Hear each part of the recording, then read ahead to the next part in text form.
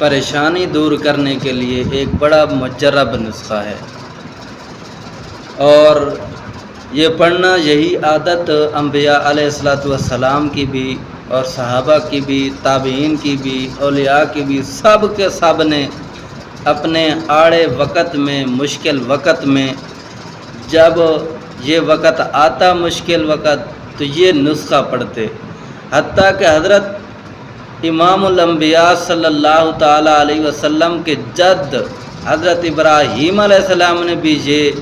مجرب نسخہ اس وقت پڑھا جب حضرت ابراہیم علیہ السلام کو نمرود نے آگ میں ڈالا تھا، اور فرشتے بھی آئے تھے،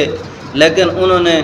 مدد کی بات کی تو حضرت ابراہیم علیہ السلام نے آگے سے یہی الفاظ بولے، یہ جو مجرب نسخہ بتانے لگا ہوں، اگر آپ کو بھی کوئی پریشانی ہو تو اس نسخے کو ضرور آزما کر دیکھیں۔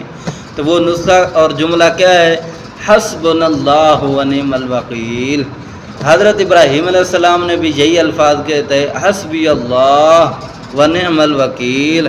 اور اسی طرح نبی کریم صلی اللہ تعالیٰ علیہ وسلم جب جنگ میں گئے حمراء الاسد کے اندر، تو وہاں پر بھی جب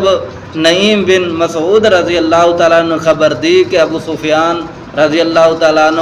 بہت سارا اور لشکر لے کر آ رہے ہیں، تو انہوں نے یک زبان ہو کر یہی جملہ کہا تھا، حسبنا اللہ ونعم الوکیل۔